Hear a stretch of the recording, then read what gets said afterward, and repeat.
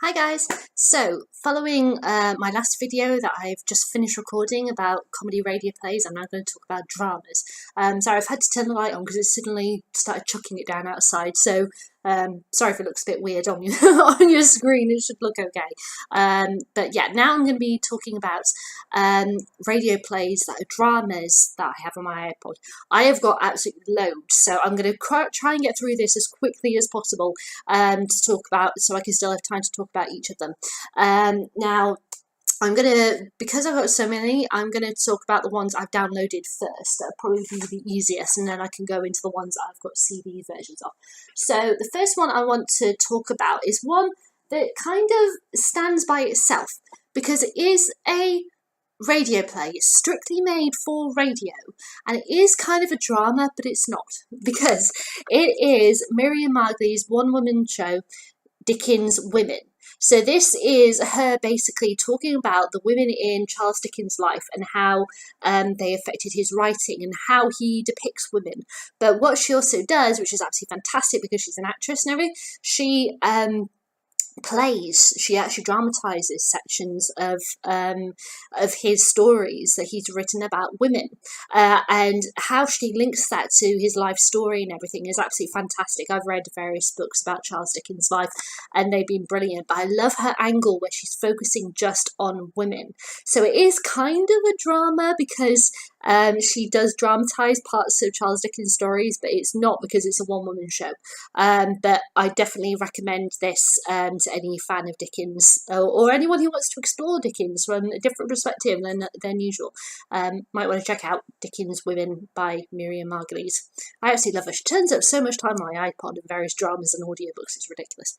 Okay, so now I'm going to quickly go over to crime. Now, I have my dad got the entire Sherlock Holmes drama set from the BBC. It's in a red box. It's a big thing. And I ripped them from the CDs, have my iPod, and they're absolutely fantastic. But the only picture I could find of the box on the internet was about that big, and I am not kidding you, it was ridiculous. So what I've done, because it's actually made up of like 6 parts, I've printed off a picture of one of those parts. So even though I'm holding up this isn't the entire Sherlock collection, it just so happens that this is the only picture that I could find that was of a decent size to show you. So what they did is that they dramatised every single one of Sherlock Holmes' stories in these amazing radio plays. They are astonishing, really fantastic, really bring the world to life and the story and everything.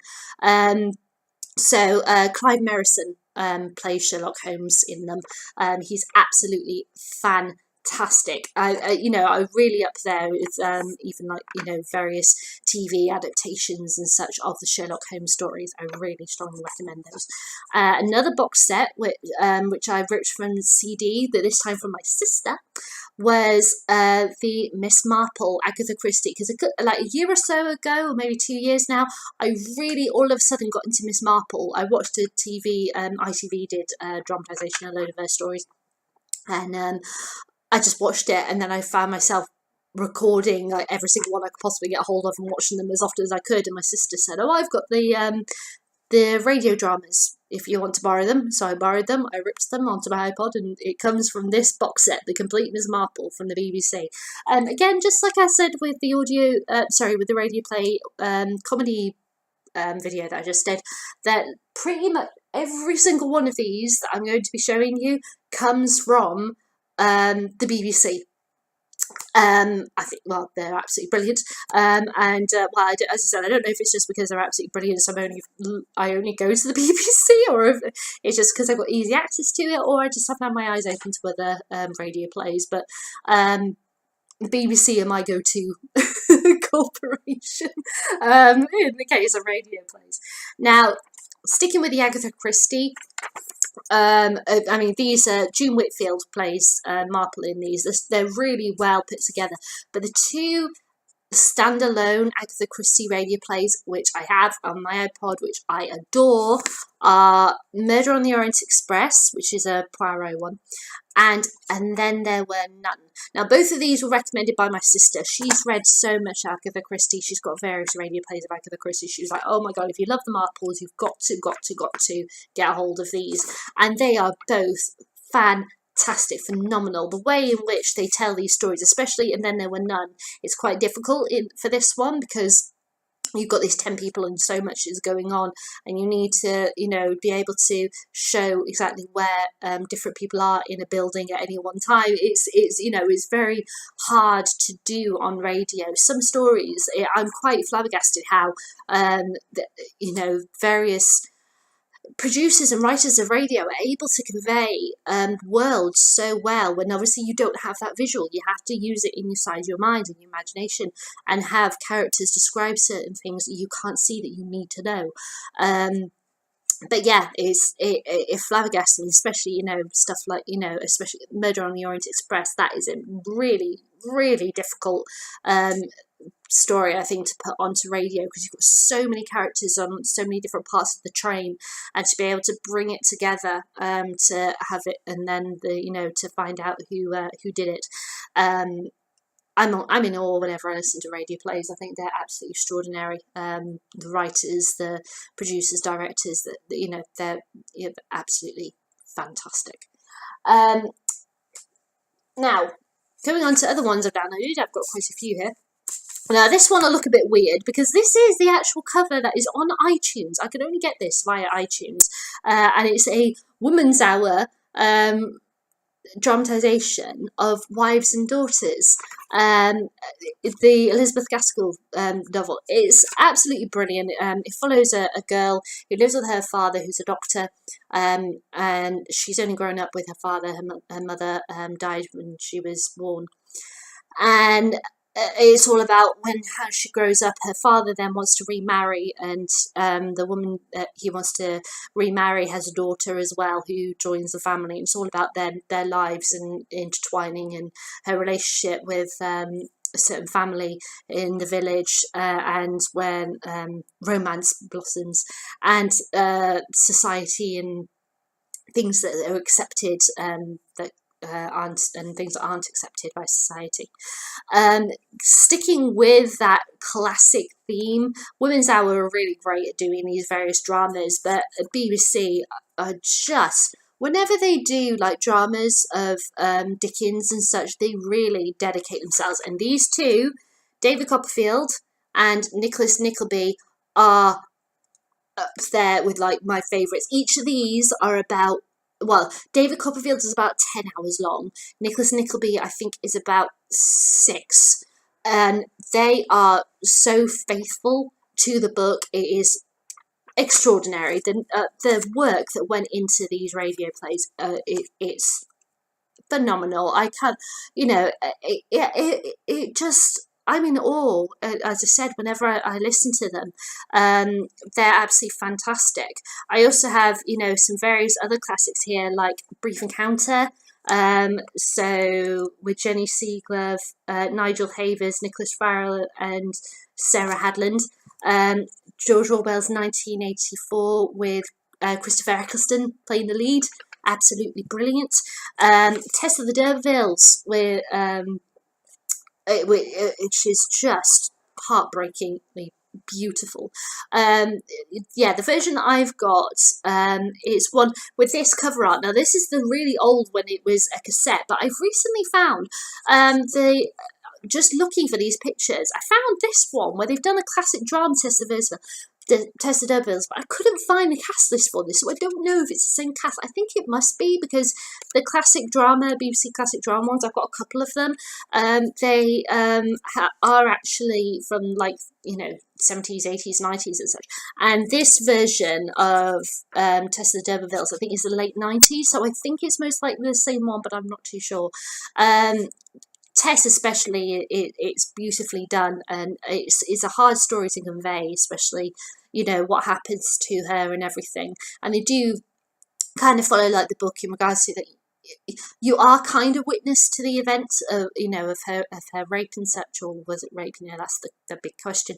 And her confession to Angel, but you're not really. So it does kind of follow the book in that way, which I really love. This is one that I'm plugging on behalf of my sister because, right, this is a story. Last Christmas, the BBC did, last New Year, should I say, BBC did a 10-hour adaptation of War and Peace, which they broadcast over one day on BBC Radio 4. It was fantastic. I thought it was phenomenal. I was glued to my seat. I loved it. And I told my sister about it. And she said, oh, it's just turned up on iTunes. I'll download it. She downloaded it. She started telling me how she's really enjoying it. And then we came to realise that we were actually talking about two different radio plays because the different cast, it wasn't the same cast. And I was a bit like, no, the version you've downloaded isn't the version I listened to. The version she downloaded is this one. It came out earlier this year on iTunes and also audio CD. I haven't listened to it, but my sister has. This is the version that's not the one that was broadcast at New Year, but she said it was absolutely phenomenal. And that I should download it. So even though I haven't downloaded it yet, I'm plugging that on behalf of my sister. So there you go. And it's got one of my favourite actors, Simon Russell Beale, in it, playing Napoleon, which is always good. The version I have has John Hurt and Alan Armstrong and such on it, but that version doesn't. I don't have the full cast list in my mind because there's so many. I'm not delving into cast lists at the moment because I won't be able to get through this video, otherwise. But if you've got any questions about the cast list and such of any of these, please send me a message and I'll talk about it further. Now, one of my absolute favourite radio plays to listen to is a drama, and Inspector Calls. Now, I adore this play. It's a phenomenal play by J.B. Priestley about a family who are sat down for dinner to celebrate the eldest daughter's engagement, and there is a knock at the door with an inspector saying that a woman has died on the way to the infirmary, and he has some questions, and how these questions have manic repercussions on the individuals at the dinner. It's so huge what he has to say, what he has to ask, and the revelations that get told throughout. It's done in real time. The play is about an hour and a half. This radio version, because it was broadcast in two parts, because it's radio rather than the visual of the stage, some conversations, a few lines that have been taken out of it, and some bits that they've had to do a little bit of describing a bit more because it's on the radio, you don't have the visual of it in front of you. But other than that, it is fantastic. Toby Jones is amazing as the inspector. He's an amazing actor anyway. So I really strongly recommend An Inspector Calls. And three other ones that I really thoroughly enjoy listening to all the time are Anna Karenina, Les Miserables, and The Lady in the Van. Now, the Anna Karenina one has Toby Stevens playing Anna's lover in it. It's a very interesting drama. I really do like it. I've listened to it quite a few times. I enjoy it. But sometimes the woman who plays Anna annoys me. I don't know if it's just because the way that she has conveyed Anna, or if it's just the way that the director wanted her to.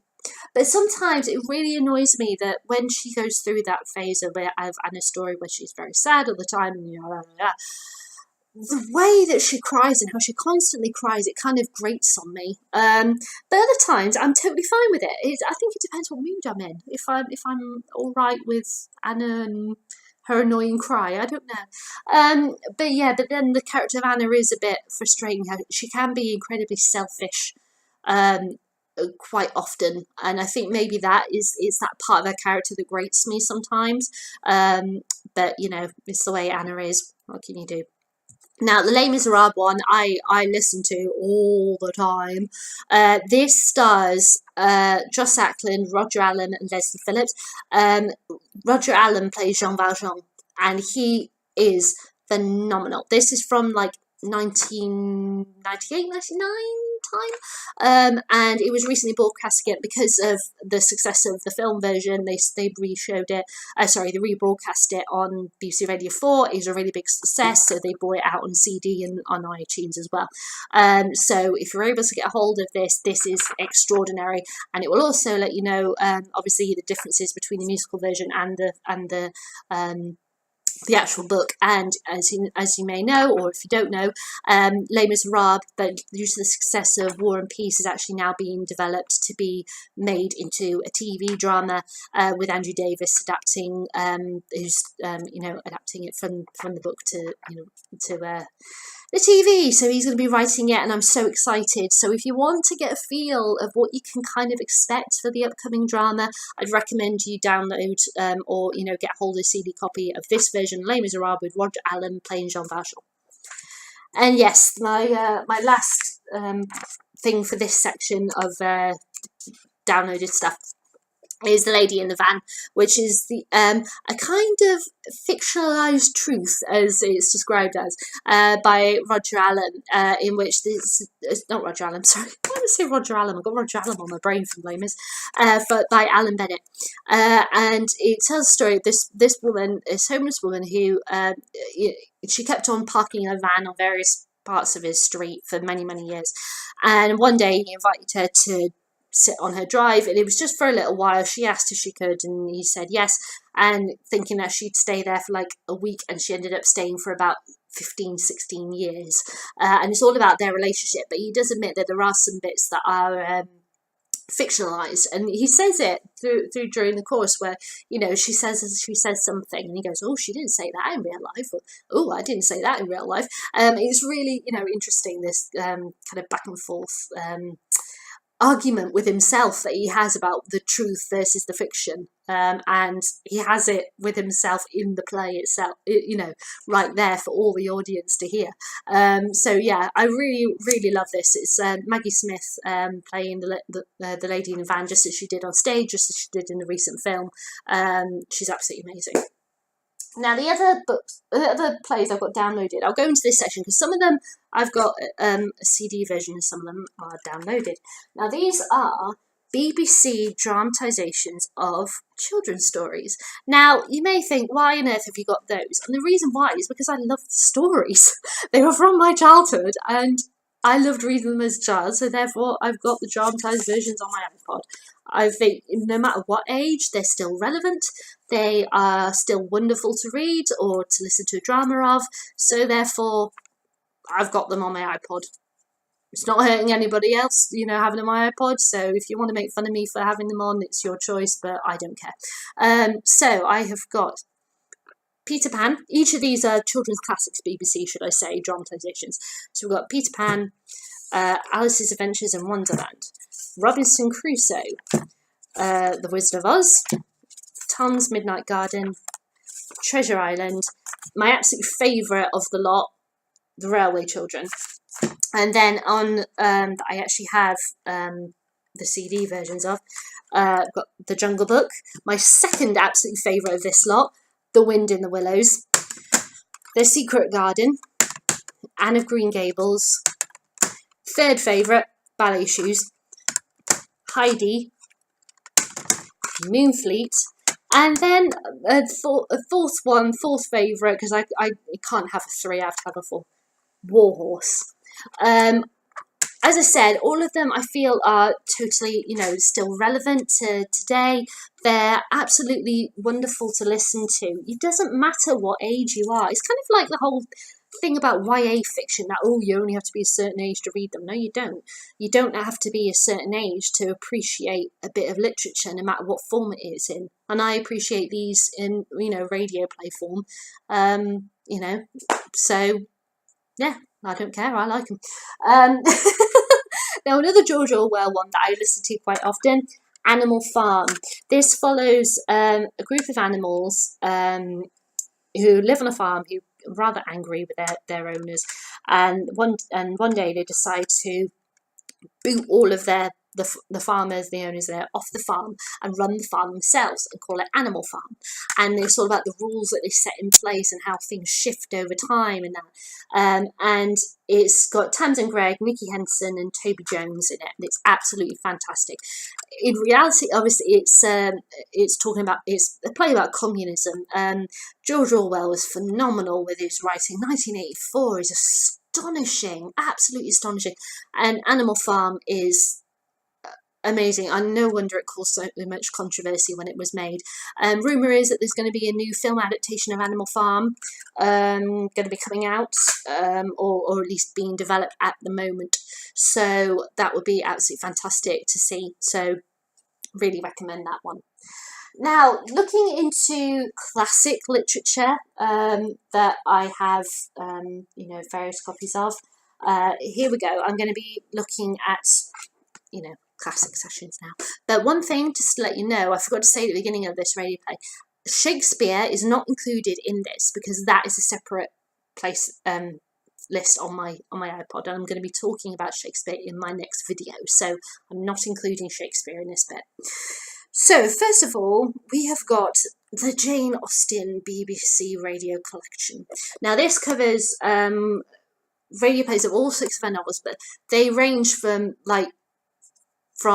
a couple of years ago all the way to like the 1970s. So there's some in there that, much older or, much younger. So the cast list includes Benedict Cumberbatch, David Tennant, Julie Mackenzie, Juliet Stevenson, Eve Best, and Jenny Agutter. One thing to bear in mind, there's one of them that I'm not that, I do like it, but it's a bit weird, and that's Sense Sensibility, because Sense Sensibility obviously starts off with these sisters. Their father has died, or dying, should I say, in the first chapter, and then he dies, and they learn that they have to move house, whereas in this radio play, it starts when they arrive at their new house, and they kind of backtrack to find out what led them there. So when I put when I first listened to it, I thought, oh, have I missed a section? Because they were at the house. They can't. At their new house, I've missed them all the way from the beginning. And then I realised, no, this is what they've decided, the directors decided and the writers decided to do, is start them off where they're meant to be, about a quarter of the way into the book, and then backtrack, which was a bit weird. But anyway, still, I enjoy the other ones. I think they're great. My other classics I really strongly recommend, and then again, this is going back to a children's one, The Chronicles of Narnia. Now, the BBC, again, they adapted all of them, and it's, they're absolutely brilliant. Brilliantly done. It was, let me just find the cast list. So it includes Bennett Cribbins, Maurice Denham, Richard Griffiths, Martin Jarvis, Sylvester McCoy, John Sessions, Fiona Shaw, and Timothy Spall. So you've got quite a good cast list there. And yeah, I've really enjoy The Chronicles of Narnia. The ending is a bit weird in the last book, just in general. I'm not talking about the drama itself, but the actual how it all ended. C.S. Lewis' side ending is a bit weird, but can't complain, can you, if that's what the ending is. Now, classic drama, again, and so on BBC, this collection I've got is Withering Heights. This is one of the best adaptations of Wuthering Heights that I've ever come across. It is brilliant. It's got John Dutton and Amanda Root play Heathcliff and Cathy. They get it totally right. What they're about and everything, and their torment and their relationship is so mad. Some versions like to play around with it or change the ending and that. This version, no. They don't do that. They give characters that are secondary characters a life. You really feel for them as well, the various different characters. Throughout this particular drama is absolutely fantastic. And another drama, a classic drama that does that same kind of thing, which I think is amazing. It was released only, I think probably 6 months ago. Jane Eyre with Tom Burke and Amanda Hale. Tom Burke's amazing in this, absolutely amazing, as Mr. Rochester. But this is an interesting one because this is done, I think it was Radio 4, yeah, BBC Radio 4, because BBC Radio 4, how they tend to work, especially lately, is that you have a 15-minute slot every day, and then at the end of the week you'll have like an omnibus, and they'll do that for however long it is. And so, because of that, yeah, you've only got it. Obviously, this is all in one, so you've got the flow really easy. But because of that, they had to take characters out. They've cut sections down and such, but to make it fit. But even though it's lost those various characters and or sections, you've still got the main bulk of it, and it's absolutely brilliant the way that it flows and how Jane sees the world. And Tom Burke's Rochester, as I said, is amazing. I absolutely love Tom Burke, and he was extraordinary in this. I got my sister to onto this, and she was like, "Oh my god, this is incredible," because she's a huge Jane Eyre fan. And yeah, and I'm not, but I've recently kind of come round to Jane Eyre. So I told her about this, and we're both fans of Tom Burke, and she went, "This is fantastic, you know, this is amazing." So she was very happy with it. So as someone who's avidly loves Jane Eyre, you know, like she does, and she said she loved it, it has to be good. So going on to now other classics that I have got. I've kind of showed this already in the Little Dorrit review, because I've got Little Dorrit, but I've actually got 2 copies of this. I've bought it singly years ago, and then a couple of years ago I bought a BBC Charles Dickens box set, and it's in there again, which I didn't realise until after I bought it. So this is Oliver Twist, Bleak House, Hard Times, Little Dorrit, Tale of Two Cities, and Great Expectations, all adapted by the BBC over many years, kind of like the Jane Austen one, where you've got it ranging from the 1970s onwards. You've got that kind of thing with this. And the various stars, Tim McNeary, Pam Ferris, Edward Long, Michael Kitchen, John Woodvine, Tom Baker, Anne Massey, Saria McKellen, Kenneth Grammer, Charles Dance, Geraldine McEwen, and Douglas Hodge. So again, you've got some absolutely amazing actors in that. I particularly like Tale of Two Cities and Great Expectations in this. The Oliver Twist one's okay, but it's not all that. It's not my favourite adaptation of Oliver Twist. I say Bleak House is pretty good, and so is Hard Times. But my absolute favourite is Little Dorrit. I think it's absolutely extraordinary, that one. And for other classics that I have as well, sorry, they've all fallen behind me. I got a second-hand copy of the Forsyte Saga, which I got online from Germany, because I couldn't get it anywhere else. And I quite enjoyed it. Now, the Forsyte Saga is one of those series where they did a TV version several years ago now, at the very least. Oh, pardon me. And I didn't like it. I couldn't get into it. I didn't understand it. Maybe I was the wrong age for it. I don't know. I was quite young. God, it must be over 10 years ago then, because I think I was about 15, 16 or something when they did it, or you know, it must be around 2000, I think, when they did it. And yeah, I couldn't get into it. So last year I found someone who was selling this on Marketplace from Germany for a really cheap price, and I thought, you know, I can't get a hold of it on iTunes. Why don't I give it a go? So I ordered it, gave it a go, and I really quite enjoyed it. It makes me wonder if it's one of those stories that, because I just wasn't at the right age or something to appreciate it, I couldn't understand. Kind of like Jane Eyre. I've always had this issue with Jane Eyre. I can't work with it. I can't. TV adaptations, I'm fine with it, but actually her as a character, I just couldn't get it. And then this year, something's kind of snapped in my brain. And I get it now. I get more of her character, where she's coming from, why she does what she does, her choices and everything. So maybe that's that with Forsyte Saga, that I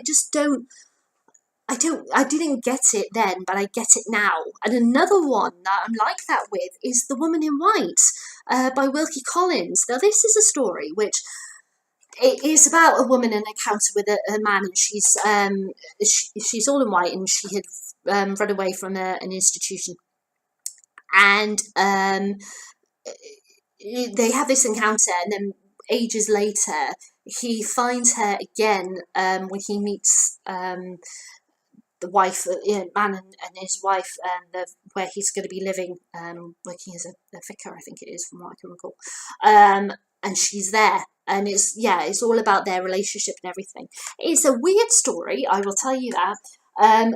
Quite sinister in parts, but one that I never really understood, one that I could never really get into. But then I've got that radio playlist last year, and I listened to it, and I really quite liked it. There was something intriguing about the characters, a level of depth to it that I didn't anticipate, and overall I enjoyed it. So yeah, The Woman in White, I think it's an okay drama. It's a good little thing.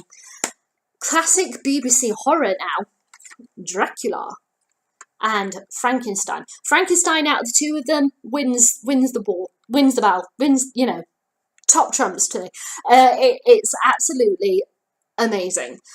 Dracula is pretty good. It's not phenomenal, but it tells the story well. Dracula as itself is the book. It is an odd book anyway, and there's some really weird things that happen in the course of the story. So you kind of at some points, even when you're reading the book, you're like, is this actually happening? Yes, it is. So you just have to accept it, go with the flow, and just see where you go with it in these characters.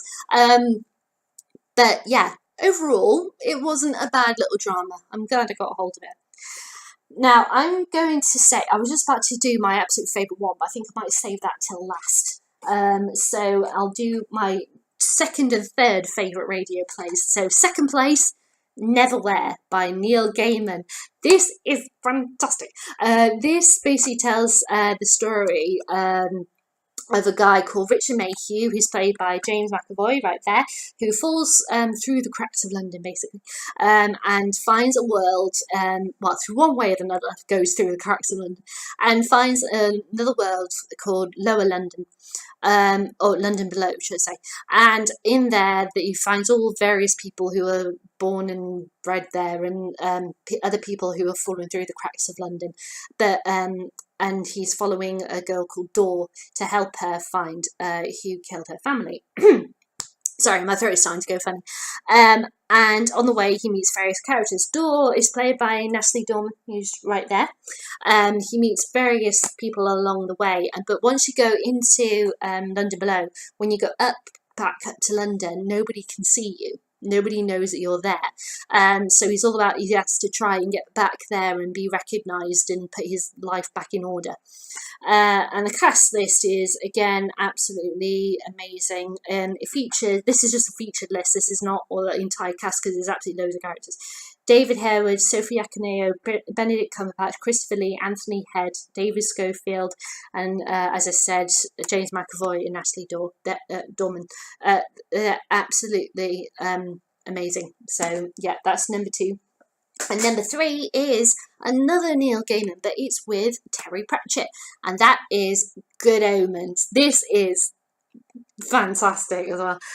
So this follows the nice and accurate prophecies of Agnes Nutter, in which it's a book that depicts various events that's going to be happening over hundreds of years up to a certain date, and it's these two angels, well, an angel and a demon, Crowley and Aziraphale, who are told to basically take the Antichrist and give it to their family.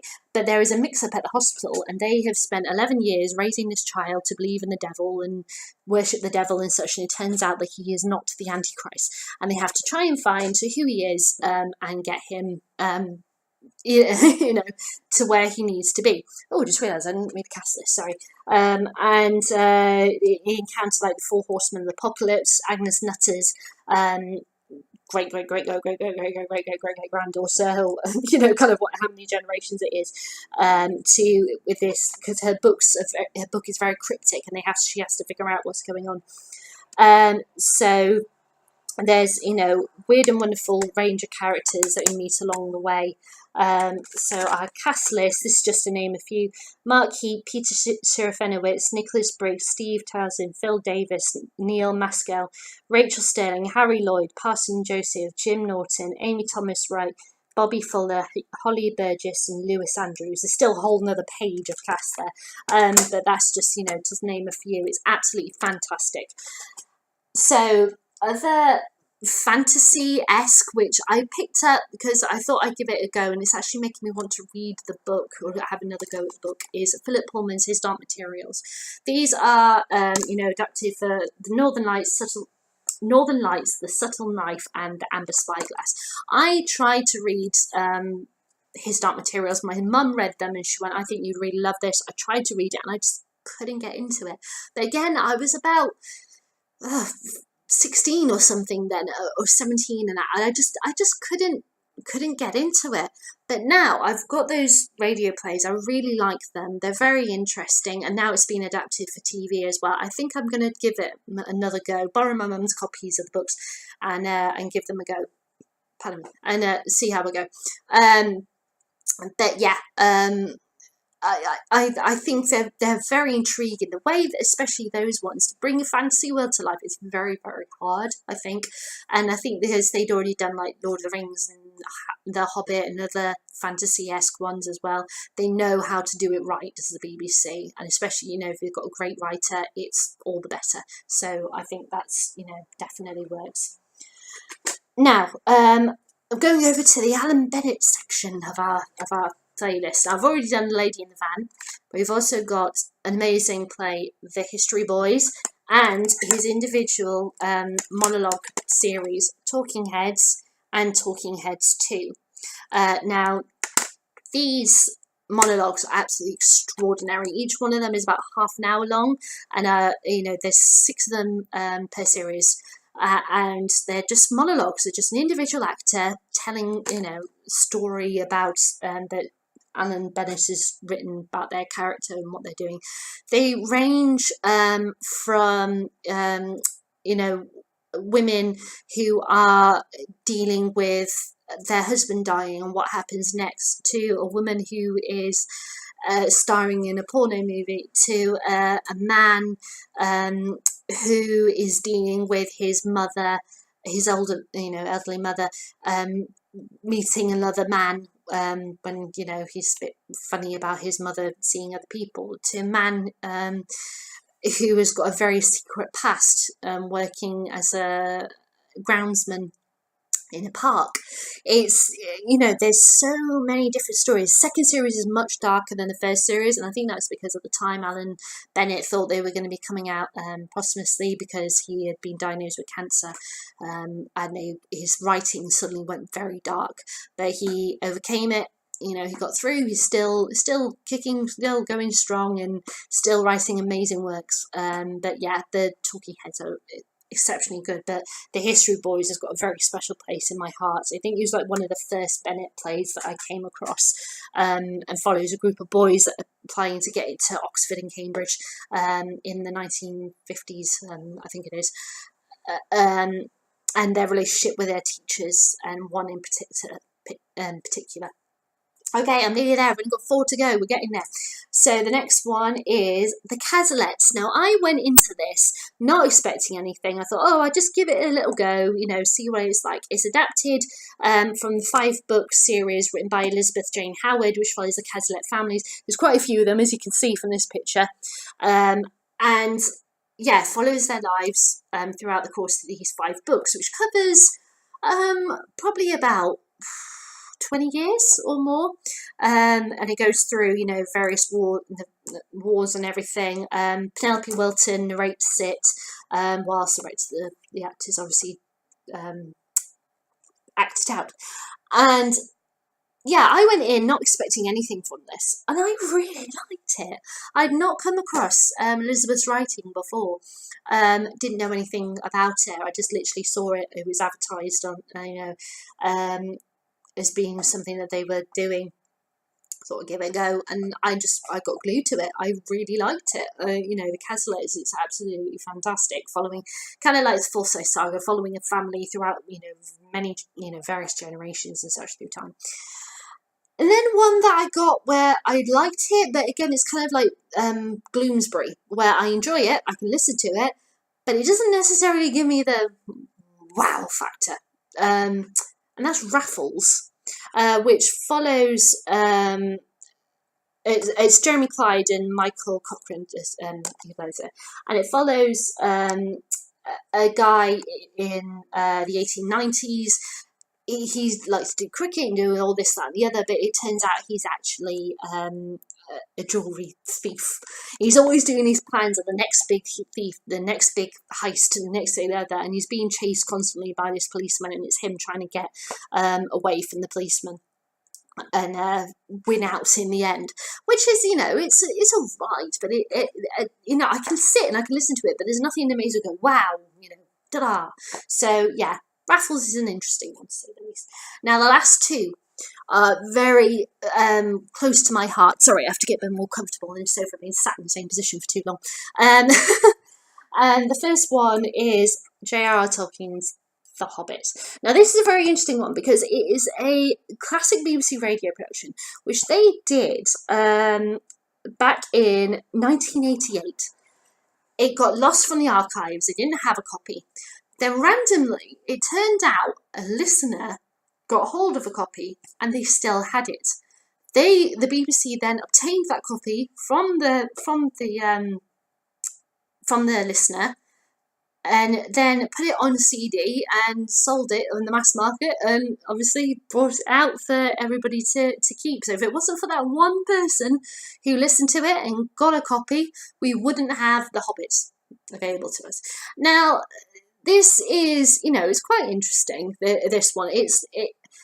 It's not as ta-da as the Lord of the Rings. The Lord of the Rings is phenomenal.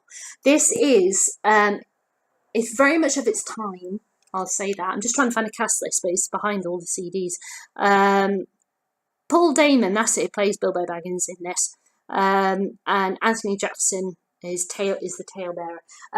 So it's great. It tells a story, and everything, but it's of its time.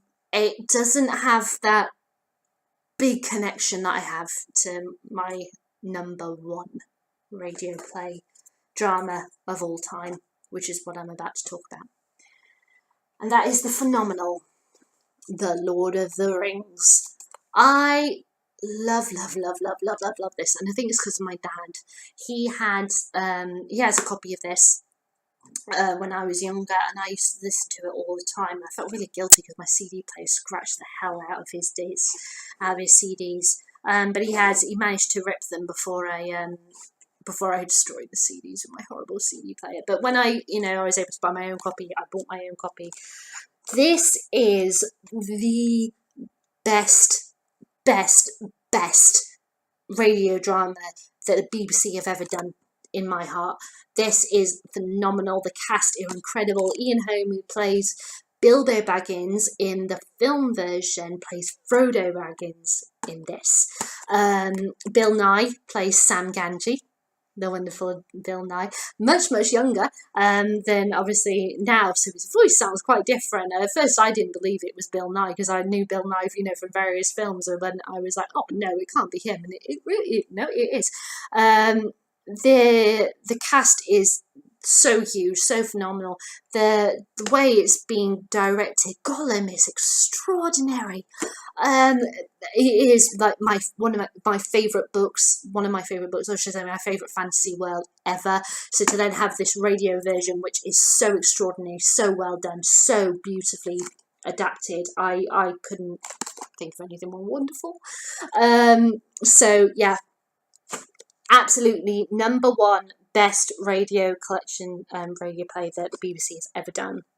To me, The Lord of the Rings. I recommend it to absolutely anyone, even if you're not a fan. Listen to it. It's extraordinary. The acting is amazing. The way it depicts the world. It's about I think 12 13 episodes, and then also in this collection you get a CD of all the music as well, and a map and such, so it's absolutely extraordinary. Okay, I'm going to stop there. 43 minutes, oh my. I told you it was going to be a long video. I've got such a massive playlist. So that is all the radio plays I have on my iPod, all done. So yeah, so my next video, I'm going to be talking about more general stuff, but I will also, because I'm going to be looking at Shakespeare, but it also includes the radio stuff I have for Shakespeare. So this stuff didn't include Shakespeare, but I have a load of Shakespeare stuff as well. So yeah, so I hope you enjoyed this. If you've got any comments, or if you want to quiz me a bit more about these, like cast lists and such, please do. So send me a private message, leave a comment in the comment box below, or if you want to share anything another way, give me a thumbs up, thumbs down, entirely up to you. I'll leave it to you. All right then, bye.